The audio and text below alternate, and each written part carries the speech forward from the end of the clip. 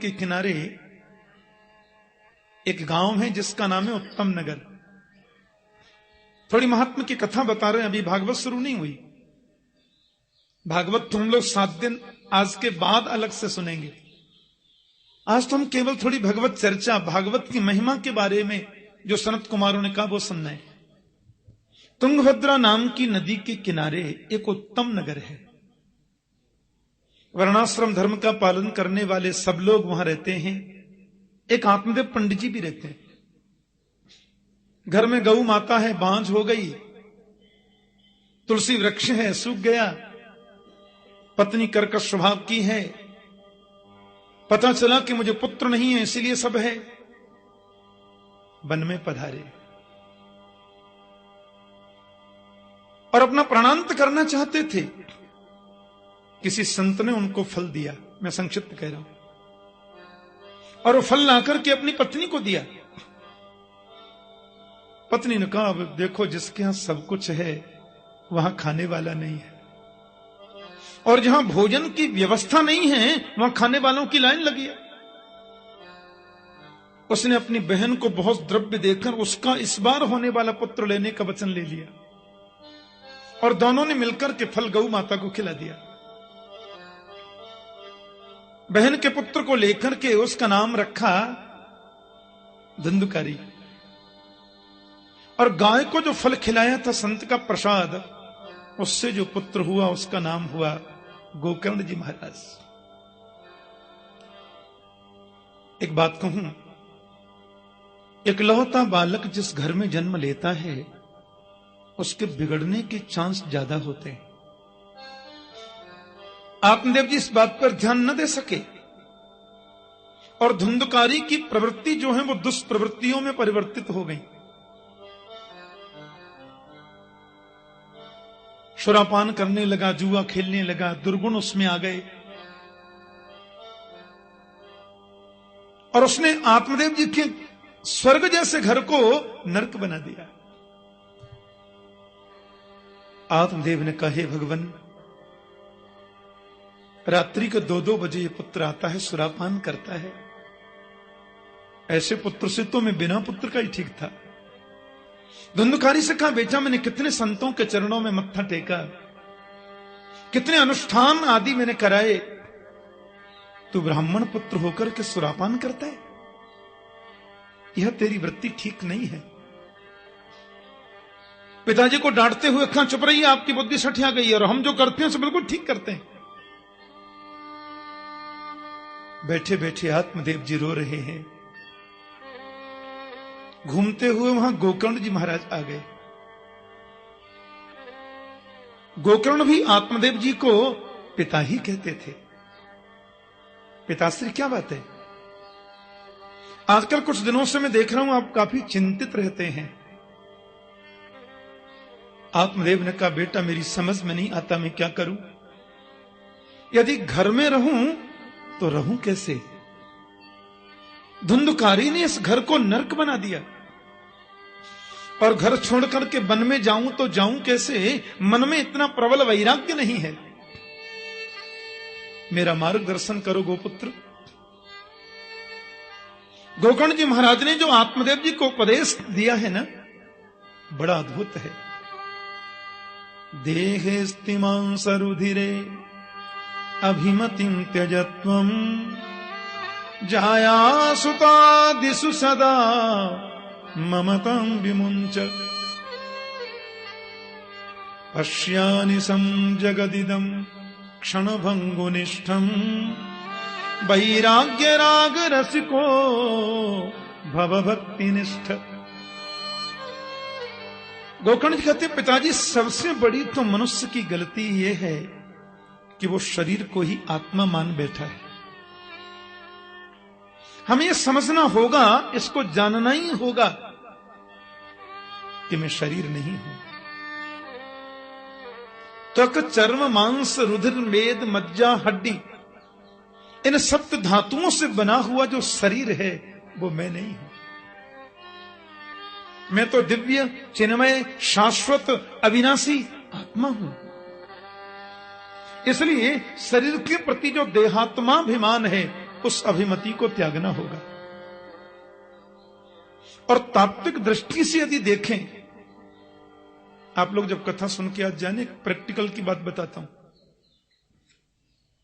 कथा सुनकर के अपने घर आप जाएं, एकांत में बैठ जाना,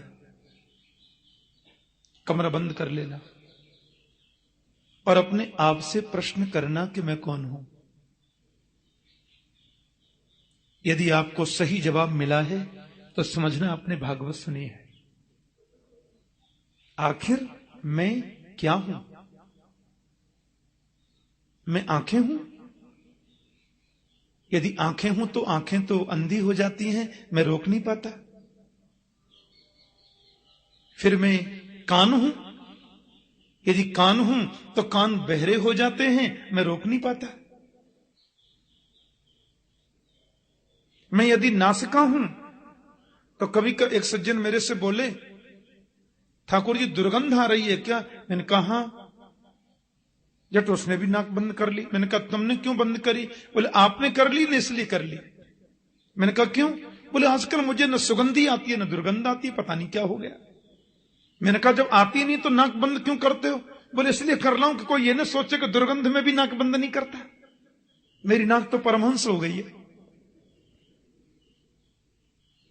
कभी कभी नाक भी काम करना बंद कर देती है,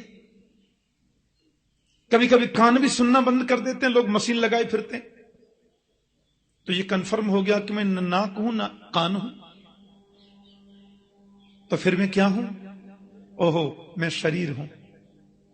यदि शरीर में हूं तो कम से कम इसको मरने तो नहीं देना चाहिए।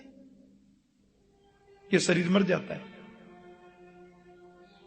कितना ही बादाम रोगन की मालिश करा लो, कितना ही शिलाजीत और च्यवन प्राश और स्वर्ण भस्मी और जन कौन कौन सी भस्मी खाओ, शरीर तो फिर भी मर जाता है।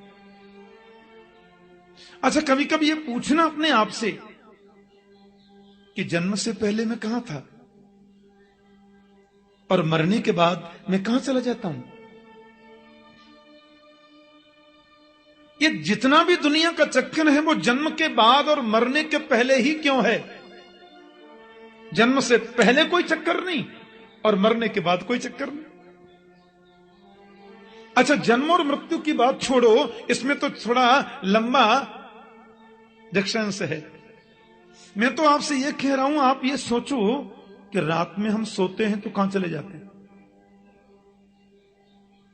एक आदमी आया और आकर के बोला, ठाकुर जी आज तो भगवान ने मुझे बचाया। मैंने कहा क्या हुआ? बोले मेरे ऊपर पंखा गिर गया। अरे मैंने कहा तुमने गिरने क्यों दिया? मैं तो सो रहा था ना महाराज, मेरे को नहीं मालूम। वो तो तब पता चला जब वो गिर गया। तो अपने आप से पूछो कि रात में हम सोते हैं तो कहां चले जाते हैं। दिन में सांप दिख जाए तो 104 डिग्री बुखार आता है, और रात में सो रहे थे ऊपर होकर सांप निकल गया, हमको मालूम ही नहीं।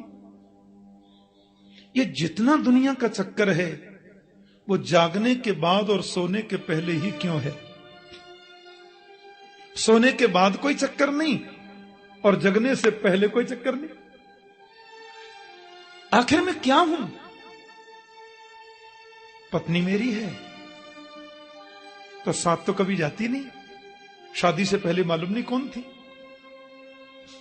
माता पिता मेरे हैं तो मरने के बाद कभी ट्रंक कॉल आता है, कभी फोन आता है, बेटा हम सुखी हैं कि दुखी हैं, कोई सूचना आती है? ये सब क्या है? ये ऑफिस, ये फैक्ट्री, ये मकान, ये दुकान, ये पत्नी, ये बच्चे, ये परिवार।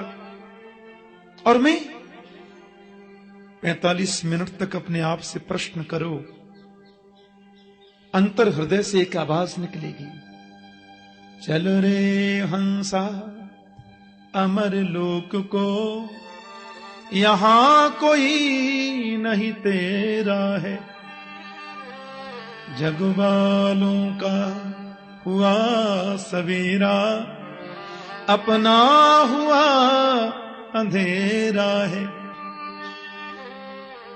धर्मम भजस्व सततम त्यजलोक धर्मान, सेवस्व साधु पुरुषान जहि काम तृष्णान। धर्म की दो बातें हैं, एक लौकिक धर्म एक भागवत धर्म। 8 घंटे दुकान पर बैठकर के धनार्जन करना एक धर्म है। धन कमाकर के पत्नी को, बच्चों को समर्पित करना, उनकी सुरक्षा और उनके कार्यों में व्यस्त होकर के व्यय करना, यह भी एक धर्म है। समाज में अच्छी प्रतिष्ठा प्राप्त करने के लिए सुंदर मकान बनाकर प्रतिष्ठा में रहना भी एक धर्म है, लेकिन यह लौकिक धर्म है।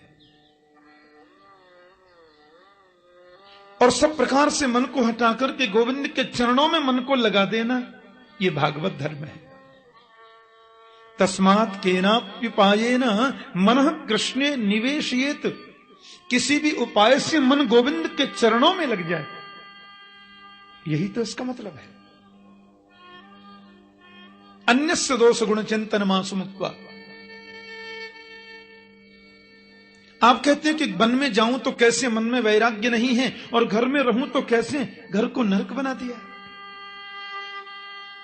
वन में जाने से होगा भी क्या? वन में जाने से भगवान मिलते होते तो शेर का तो जन्म ही वन में होता है। वन में जाने से गोविंद की प्राप्ति हो गई होती तो गीदड़ तो जन्म ही वन में लेता है। मनः एव मनुष्याणाम कारणं बंध मोक्षयो बद्धं तु विषयासक्तं मुक्तम निर्विषयम मन। ये मन ही बंधन और मुक्ति का कारण होता है। मन विषयों के प्रति आसक्त है तो हम बंधे हुए हैं, और मन विषयों से अनासक्त हो गया तो हमारी मुक्ति है।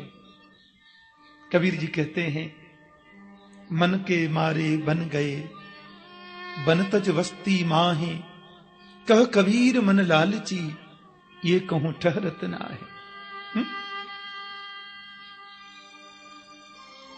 मन के हारे हार है, मन के जीते जीत, मन ही मिलावत राम सो मन ही करत फजीत। यह तो गति है अटपटी झटपट लखहि न कोई, जब मन की खटपट मिटही तो चटपट दर्शन होए। जिस दिन मन की विकृति सत्कृति में परिवर्तित हो जाएगी, उसी दिन गोविंद मिल जाएगा। इसलिए मन को एकाग्र करें और घर को ही वन बनाए। और मुझे ऐसा लगता है पिताश्री, मन को आप गोविंद में नहीं भी लगा पाते हैं तो तन से ही उनकी सेवा करें। आप तन से गोविंद की सेवा करेंगे तो गोविंद के सेवा का यह परिणाम है कि मन को वो स्वयं आकृष्ट कर लेगा, मन को वो स्वयं खींच लेगा और मन की विकृति को मिटाएगा। करसती जीवानाम चित्तमिति कृष्ण। अपनी प्रिया माधुरी, सरस माधुरी, ललित माधुरी, रूप माधुरी के माध्यम से जीव के हृदय को जो अपनी ओर आकृष्ट कर ले, उसी का नाम तो कृष्ण है। आत्मदेव जी वन को चले गए। धुंधकारी मां को मारने लगा तो मां कुआं में गिर गई, और वो गोकर्ण जी तीर्थ यात्रा में चले गए। वेश्याओं को लाके घर में रख लिया। वेश्याओं ने एक दिन धुंधकारी को मार दिया, जमीन में गाड़ दिया, धन संपत्ति लेके चली गई। तो प्रेत बनकर के धुंधकारी भटक रहा है। और गोकर्ण जी महाराज को जब ये पता चला कि आत्मदेव जी का पुत्र धुंधकारी इसी महल में प्रेत बन के पड़ा है, भगवान भुवन भास्कर सूर्य के चरणों में प्रणाम किया। इमद भागवतान मुक्ति सप्ताहम वाचनम कुरु इति सूर्यमज सर्वै धर्म रूपम तु विस्तृतम। भागवत की कथा का आयोजन करो। बड़ा सुंदर सुरम्य बगीचा था, बांस के वृक्ष खड़े थे।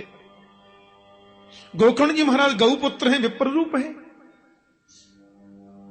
व्यास गद्दी पर विराजे, ब्राह्मण पाठ में बिठाए और स्वयं वाचन करने लगे। एक आसन बिछाया धुंधकारी के लिए, जहां कहीं भी आप हैं आकर के बैठो, कथा हम आपके लिए कर रहे हैं।